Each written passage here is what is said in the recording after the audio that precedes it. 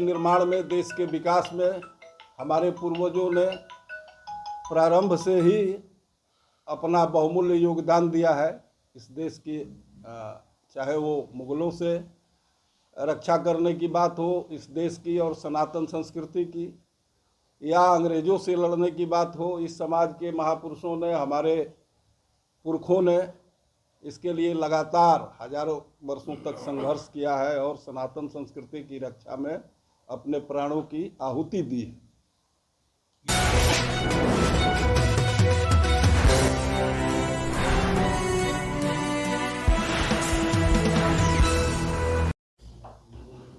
हम सबों के लिए बड़ी सौभाग्य और खुशी की बात है कि बाबू वीर कुंवर सिंह चेतना मंच के प्रदेश के कैंप कार्यालय का आज सब लोगों की उपस्थिति में इसका उद्घाटन किया जा रहा है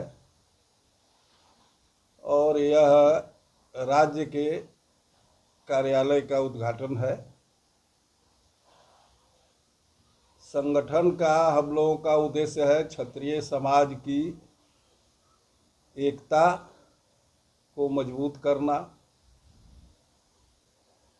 समाज में सामाजिक सद्भाव, सामाजिक समरसता और एकता की भावना को मजबूत करते हुए इसको सुदृढ़ करना,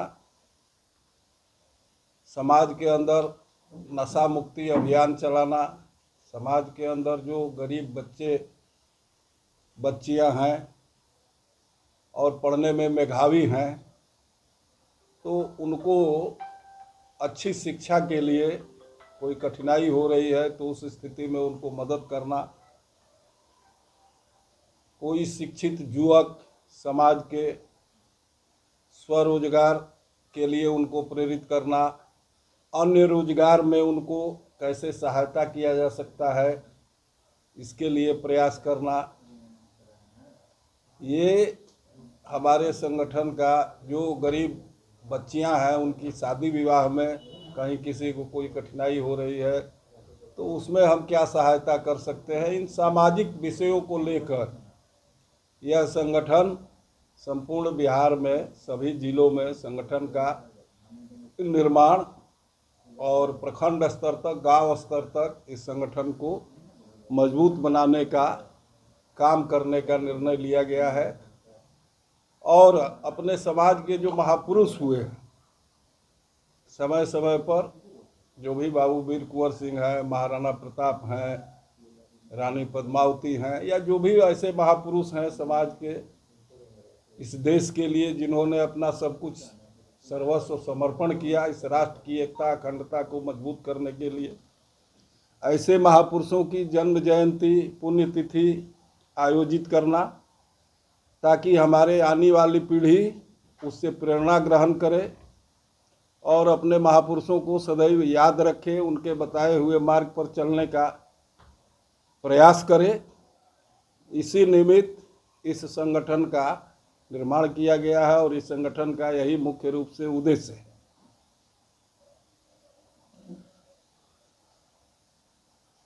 समाज ये पॉलिटिकली आप इसको लेकर के चल रहे हैं, वीर कुंवर सिंह चेतना मंच राजनीतिक पार्टी है या सामाजिक? नहीं, राजनीतिक पार्टी नहीं है, ये सामाजिक संस्था है। मतलब इसकी राजनीति में भागीदारी नहीं है?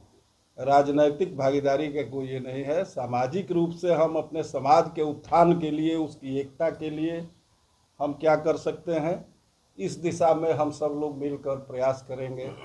अपने समाज की एकजुटता, उसके उत्थान, सामाजिक, आर्थिक, शैक्षणिक, इन सब चीज़ों में समाज हमारा आगे बढ़े और समाज की एकता मजबूत हो और देश के निर्माण में, देश के विकास में हमारे पूर्वजों ने प्रारंभ से ही अपना बहुमूल्य योगदान दिया है। इस देश की चाहे वो मुगलों से रक्षा करने की बात हो, इस देश की और सनातन संस्कृति की, या अंग्रेजों से लड़ने की बात हो, इस समाज के महापुरुषों ने, हमारे पुरखों ने इसके लिए लगातार हजारों वर्षों तक संघर्ष किया है और सनातन संस्कृति की रक्षा में अपने प्राणों की आहुति दी है। ये जो प्रदेश कार्यालय में जो बैठक आज आयोजित किया गया है, उद्देश्य क्या है सर, और इस उद्देश्य पे आगे कैसे काम करेंगे? उद्देश्य तो आपको बताए ही कि उद्देश्य है हमारे समाज की एकता को मजबूत करना, उसके अंदर जो व्याप्त कुछ कुरीतियाँ हैं, बुराइयां हैं, उसको दूर करना। जैसे नशा उन्मुक्ति के लिए अभियान चलाना, लोगों को जागरूक करना, उनके अंदर शिक्षा का विकास हो, शिक्षा को बढ़ावा देना, और समाज के अंदर जो गरीब बच्चे बच्चियां हैं और लेकिन पढ़ने में मेधावी हैं, उनको शिक्षा में कहीं कठिनाई आ रही है तो उसके लिए हम क्या सहायता कर सकते हैं, उनको रोजगार के दिशा में, स्वरोजगार के करने की दिशा में, या ऐसे रोजगार की दिशा में हम उनको क्या मदद कर सकते हैं। तो सामाजिक रूप से जागरूक करके अपने समाज को मजबूत करना और उनमें शिक्षा पर विशेष जोर देकर, शिक्षा ही आज के समय में किसी को जो है आर्थिक रूप से भी संपन्न बना सकती है। हमारा समाज आज आर्थिक रूप से बहुत कमज़ोर हो गया है, तो उसके आर्थिक विकास के लिए 85% लोगों की आर्थिक स्थिति बहुत कमज़ोर है। जैसे आप बार बार जिस समाज का जिक्र कर रहे हैं, इसका तात्पर्य क्या है, किस समाज से? क्षत्रिय समाज।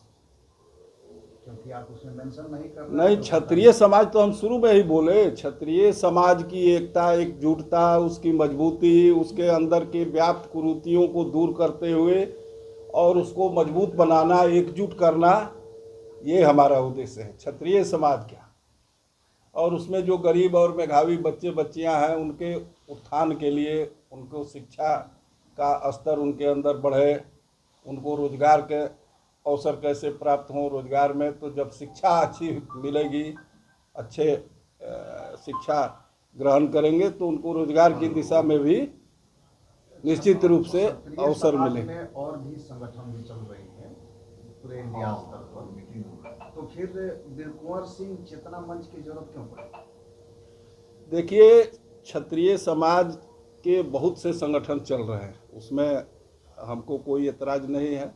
सभी लोग अपने अपने ढंग से काम करते हैं, करते भी होंगे। हमारा उद्देश्य ये भी है कि हर जिले में या राज्य स्तर पर जो भी क्षत्रिय समाज के संगठन विभिन्न नामों से चलते हैं, तो आपस में भी हम सबको मिलजुल करके एक तालमेल बनाना, ताकि समाज के लिए वो भी कर रहे हैं, हम भी कर रहे हैं, तो कोई कॉमन एजेंडा भी हम लोग तय करें। सब लोग अपना अपना काम अपने हिसाब से करें, लेकिन एक फोरम बना करके आपस में तालमेल हो सभी संगठनों का, और कोई वैसा विषय आए तो सब लोग एकजुट होकर इस दिशा में काम करें। ये क्या अभी ये उद्देश्य है। पूरे नेशनल स्तर पर कार्य हो रहा है कि अभी बिहार से शुरुआत की है? नहीं, हम लोग तो अभी बिहार की ही बात करेंगे, राष्ट्रीय स्तर पर नहीं, अभी बिहार स्तर पर ही बात करेंगे।